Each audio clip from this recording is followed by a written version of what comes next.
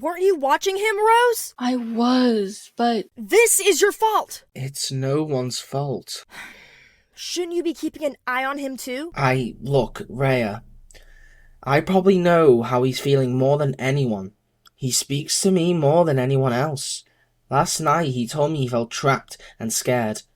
He told me he wanted to escape and wanted to be free. But he also told me he didn't want to be wanted by a murderer anymore. He doesn't exactly get a choice about that, does he? Rayalynn, it's not Freddie's fault. If anything, Ford is supposed to be looking after him, not the other way around. I feel bad for him. He should accept being a prisoner here, though. Because it's not my home, it's not your home, Freddie. He has a secure home where everyone supports him. Surely that's more than enough. And he can use the garden when he wants. Well, if you can get him back into the house because he listens to you, Freddie, then I'll make a deal. A deal? I'll let him go out of the house as long as he's with an adult. And that doesn't include Livy. You'd do that? Yes. I'd go and find him and talk to him. But I'm a bit too weak to go out of the house. I'll try calling. All right. Ford didn't answer, so Freddie left a message. Please come home, Ford. Rose is going to offer you a deal. Rayalynn, want to search for him? I'm not leaving Freddie here on his own. You search for him, I'll stay with Freddie. All right. Okay. Rose leaves in her car. Well, Freddie. What? Nothing. Just because you don't care about Ford. Huh? I do! You never seem to consider his feelings, though. Mind your own business, Freddie. Rose has practically adopted me. What are you going to do about it, Rhea? Shut up. She practically adopted me too a couple of months ago. Could you really call it an adoption? When you're a family member? Whatever. Oh, hi, Lilliana. You're in school? I don't want to be here, though. It's the law. And what would you know? Why are you always so rude to everyone? After experience what I have, you would be too. All right, then. My mum is an alcoholic. My 16-year-old brother won't even talk to me anymore, and... Wait, what? What? He's refusing to talk to you? Yes. Oh my gosh. Well, I heard from Ford that Amy won't let him talk to you. What? I thought he just wasn't responding to my texts or asking me to come round. No. I think Amy may have blackmailed him not to talk to you. That's horrible. Reminds me of my cousin. I assume you mean Kara. Yes! Her. Lilliana spots Amanda standing by a brick wall looking forlorn. Look, who is she? She looks like she hasn't showered in 3 weeks. You're always so critical, Livy. I only say facts, Court. Lilliana headed over to her. The other three stared after her in shock. Hey. What? No need to be rude, okay? You're taking up my personal space. I only came to say hi. But if you don't want any friends, then you're going the right way about it. I don't want friends. I never have had friends. I pity you. My friends have got me through lots. I don't believe in loyalty. Suit yourself. Also, you look a little like my friend's cousin. Rayalynn, care to explain? Work it out. Yvonne's daughter. It's not rocket science. Right, I can see that. I'm going to class. So, how to find... Mitzi? Connor? What are you doing here? I want to see Eve. Is that a good idea? Yes. Okay then, I'll help you look for her. What? Or not. Eve. Mitzi? I'll go. See you later. Yeah.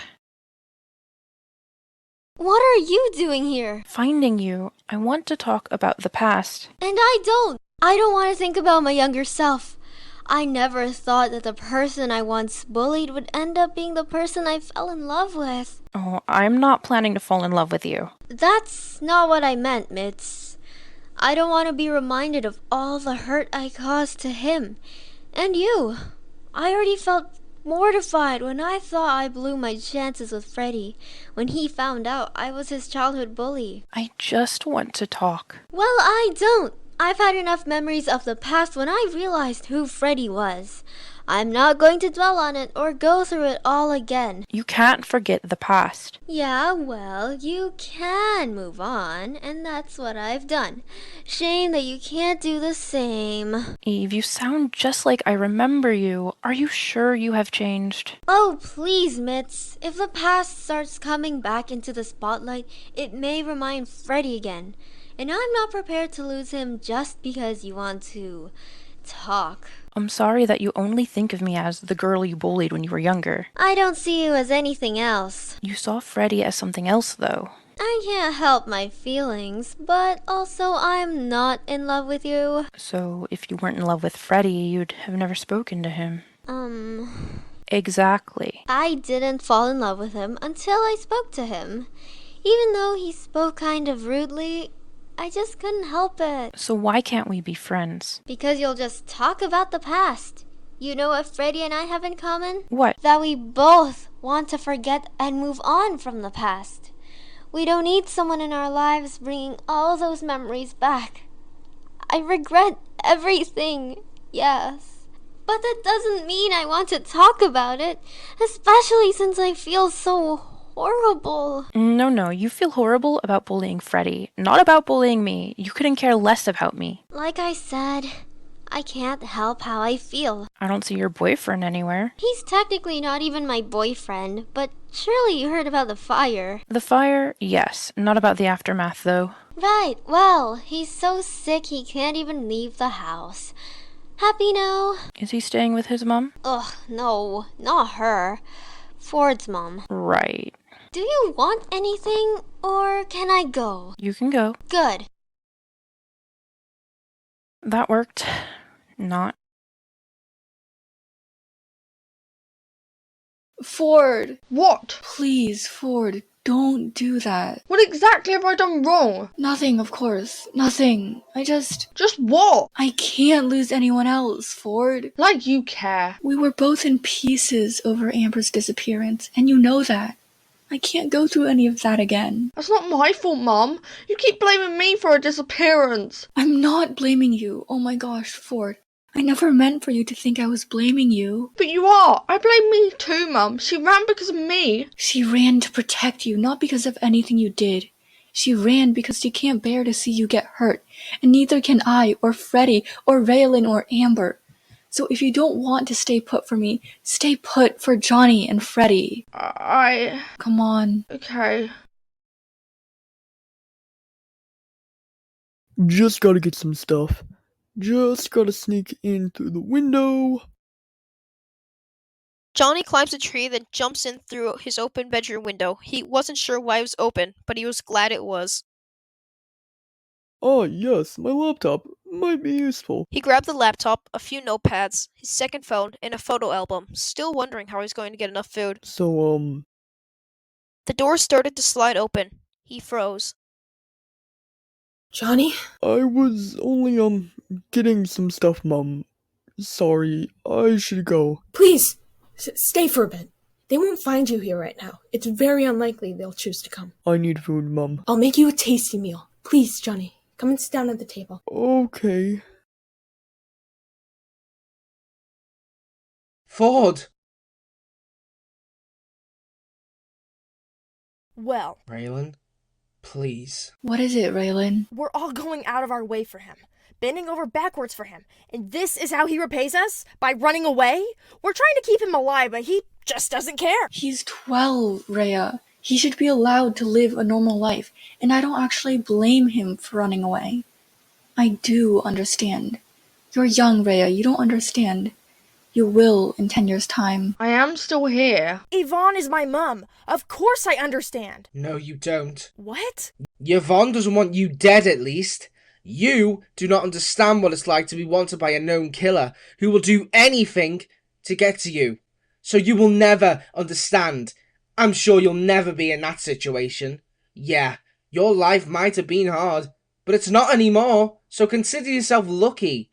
Other people are still facing your mum, but for you, that's over with. You've got your dream life now. So maybe start thinking about others for once. Freddie! Rayalynn rushes upstairs crying. You didn't have to do that, you know. I'm only saying the truth. Why are you always so brutally honest? That's always the best way to be. Right. I've learned that lying is never good. Bottling up your feelings is never good.